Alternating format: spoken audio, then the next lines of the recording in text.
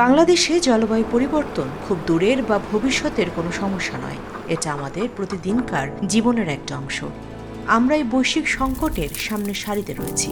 নদী ভাঙন, সমুদ্রপৃষ্ঠের উচ্চতা বৃদ্ধি এবং অনিশ্চিত আবহাওয়ার মতো চ্যালেঞ্জের মুখোমুখি হচ্ছি প্রতিনিয়ত।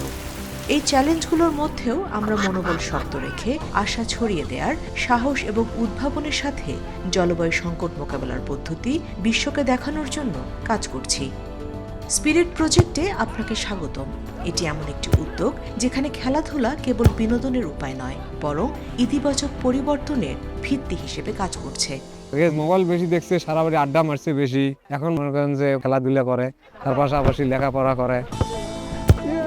আমরা নিরাপদ খেলাধুলা করতেছি। ট্রেনিং এর মধ্যে এই জিনিসটা আরো ক্লিয়ার হয়ে গেছি যে আসলে এটা খেলা না, খেলার মাধ্যমে যে 6টা দক্ষতা আছে এই দক্ষতাগুলো শিখতে পারতেছি। দক্ষতাগুলো প্রয়োগ করার মাধ্যমে লাইফে যে সংকট আসুক আমি ওই জিনিসটা মোকাবেলা করতে পারবো। একাধিকবার নদী ভাঙনের ফলে বাস্তুচ্যুত হয়েছে এমন শিশুরা একাকিত্ব ও বিচ্ছিন্নতা অনুভব করে। পুনরায় জীবন গুছিয়ে নিতে তাদের পরিবারগুলোকে কঠিন সংগ্রাম করতে হয়। প্রথম শহরে আমাদের বাড়ি ছিল, আমি নিজে আমার 4বার বাড়ি ভাঙা দেখেছি নদী ভাঙনের কারণে। নতুন এলাকায় যখন এসেছি কেউ কথা বলতো না, বন্ধু বান্ধব কেউ ছিল না। আমি আগে কারোর সাথে মিশতামও না, আমাদের একটা বন্ধুত্বমূলক আচরণ তৈরি হয়েছে সবার মধ্যে। আমরা অনেক কিছু শিখতে পেরেছি যে নিজের চাপকে কিভাবে মানিয়ে নিতে হবে, হয়রানি হওয়া যাবে না, হতাশ হওয়া যাবে না। তখন প্রথমে এই স্পিড প্রজেক্ট আসলো, আসে এক এক করে প্রতি বাড়ি বাড়ি নাম নেওয়া শুরু করলো।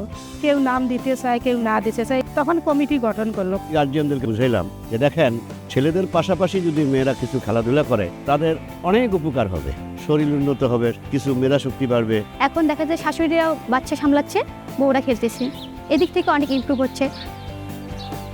হ্যান্ডবল কি জিনিস আমরা ওইভাবে জানতামও না, কোনোদিন খেলেও নেই।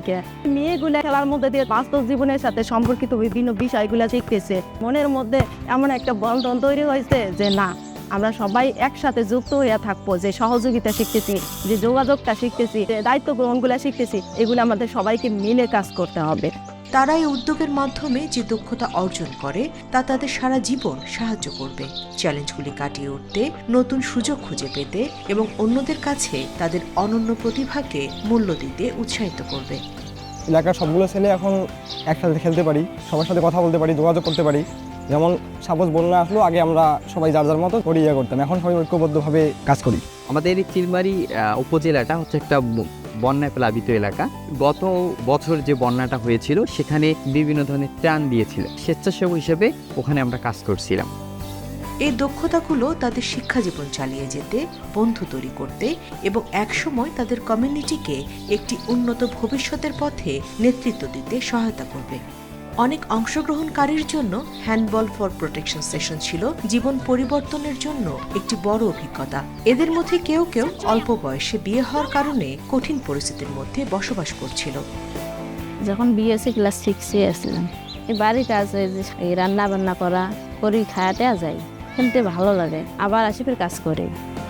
স্পিরিট প্রজেক্টের ট্রেডিশনাল গেমস ফর প্রোটেকশনের মাধ্যমে অংশগ্রহণকারীরা এখন গুরুত্বপূর্ণ জীবন দক্ষতা অর্জন করেছে। স্পিরিট প্রজেক্ট একটি আলোড়ন তৈরি করেছে। অংশগ্রহণকারী অনেকেই এখন নিজ নিজ এলাকায় কোচ হিসেবে কাজ করছেন এবং প্রজেক্ট থেকে শেখা দক্ষতাগুলো ব্যবহার করে অন্যদেরও এগিয়ে যেতে সাহায্য করছেন। আপনি যদি একটা মানবিক মানুষ হতে যান, তাহলে প্রতিটা শিশুদের কাজে লাগার মতো। এবং আমি যদি পরবর্তীতে সন্তানের বাবা হই, আমি অবশ্যই এই জিনিসগুলো গাইড করে যাব। আর যদি প্রজেক্ট নাও থাকে, তাও আমি আমার এলাকার ছেলেপেলে নিয়ে এই শিশুগুলো করে যাব।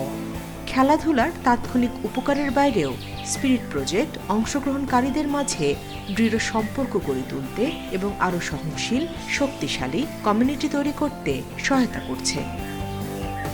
অনেকটা চেঞ্জ আসছে এদের খেলাধুলা দেখার পরে। হয়তো এরা গুটি কিছু বাচ্চা নিলেও সেই বাচ্চাদের খেলা দেখে বাকি বাচ্চাগুলো এখন এই খেলার দিকে ধাবিত হচ্ছে আর কি।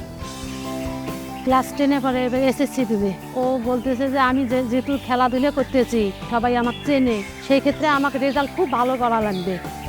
সব দিক দিয়ে ওর যে উন্নতটা হয়েছে ওটা আমার বড় মেয়ে পায় নাই। বড় মেয়ে বিয়ে হয়ে গেছে, ওটা তো আর খেলতে পারবে না। আর যে 3টে আছে ছোট, ওরা সবাই খেলবে। এই প্রজেক্টের মূল কথা হচ্ছে খেলাধুলার মাধ্যমে জীবনের ক্ষমতায়ন। একসাথে আমরা ভবিষ্যৎ পাল্টে দিতে পারি।